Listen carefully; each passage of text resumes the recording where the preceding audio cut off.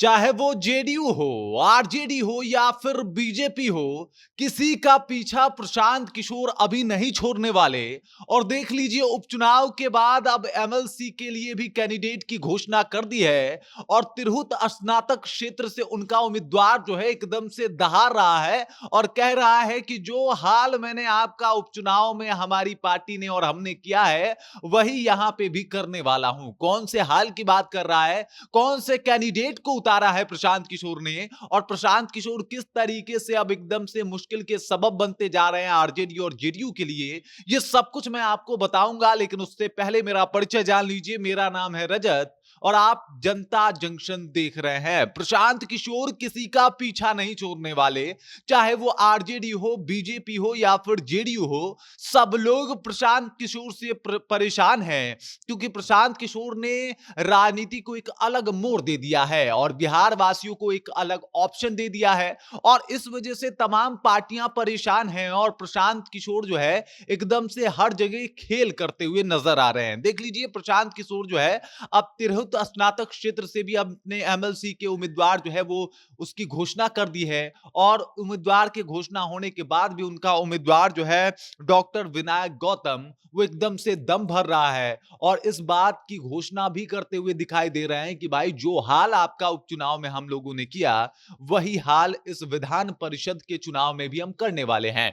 सबसे पहले समझ जाइए, उपचुनाव में भी चारों सीटों के ऊपर प्रशांत किशोर ने अपने उम्मीदवार खड़े किए थे और उनके उम्मीदवार खड़े करने का एक तरीके से देखा जाए तो माहौल ये बना कि लालू यादव से लेके उसामा साहब और उसामा साहब से लेके हिना साहब तक को बेलागंज में जाके चुनाव प्रचार करना पड़ा।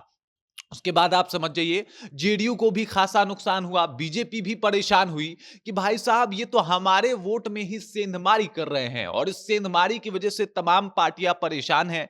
अब जिस कैंडिडेट को इन्होंने खड़ा किया है वो काफी पढ़े लिखे हैं, मतलब ये डॉक्टर है, एमबीबीएस है। इसके अलावा जो इनका फैमिली बैकग्राउंड है वो भी एकदम पढ़ा लिखा बैकग्राउंड है और इनके पिता जो है पहले से राजनीति में रह चुके हैं, जबकि इनकी माता जो है एक डॉक्टरेट कॉलेज की प्रिंसिपल भी रह चुकी हैं। अब आप इससे समझ सकते हैं कि प्रशांत किशोर जिस उम्मीदवार को खड़ा कर रहे हैं, जिस क्षेत्र में, जिस काम के लिए, उससे यह साबित होता है कि एकदम से ये सबके लिए मुसीबत बनते जा रहे हैं, सबके नजर में खटकते जा रहे हैं। वजह यह है कि हर जगह पे प्रशांत किशोर ऐसे ऐसे दावेदार को लाके खड़ा कर रहे हैं, जिसकी वजह से चाहे वो जेडीयू हो या फिर आरजेडी, परेशान होती हुई नजर आ रही है। आपने देखा होगा, तिरहुत स्नातक क्षेत्र में तेजस्वी यादव जाके अपने कैंडिडेट के लिए प्रचार प्रसार करते हैं, एकदम पूरा माहौल बनाते हैं। लेकिन जब से अनाउंसमेंट हुआ है कि प्रशांत किशोर अपने उम्मीदवार को लेके तिरहुत स्नातक क्षेत्र में प्रचार प्रसार करेंगे और उनके जीत के लिए एकदम पूरा एड़ी चोटी का जोर लगा देंगे,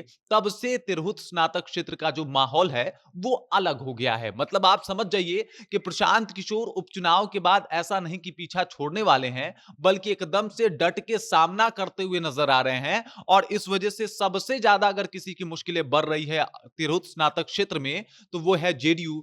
माना जा रहा है कि डॉक्टर विनायक गौतम का सीधा टक्कर जो है वो अभिषेक झा, जो जेडीयू के एनडीए समर्थित प्रत्याशी हैं, उनके साथ होने वाला है। और अभी जो है वो थोड़े मुश्किल में नजर आ रहे हैं, क्योंकि जब से ये घोषणा हुई है कि भाई अब ये चुनाव लड़ेंगे, तब से थोड़ी मुश्किलें इन लोगों की बढ़ी है। बाकी प्रशांत किशोर एकदम अपनी दावेदारी पेश करते हुए नजर आ रहे हैं और ऐसा माना जा रहा है कि अब जो है प्रशांत किशोर किसी का पीछा नहीं छोड़ने वाले। और चाहे वो उपचुनाव हो या फिर एमएलसी का चुनाव या फिर आने वाला विधानसभा का चुनाव, हर जगह प्रशांत किशोर जो है एकदम से जम के मेहनत करेंगे। और चाहे तेजस्वी यादव हो या फिर नीतीश कुमार, किसी का भी पीछा नहीं छोड़ेंगे। बाकी इस खबर को लेके, इस जानकारी को लेके और प्रशांत किशोर को लेके आप क्या सोचते हैं, कृपया कमेंट कीजिए और अपना विचार हम तक पहुंचा दीजिए। बाकी आप देख रहे हैं जनता जंक्शन और मेरा नाम रजत है।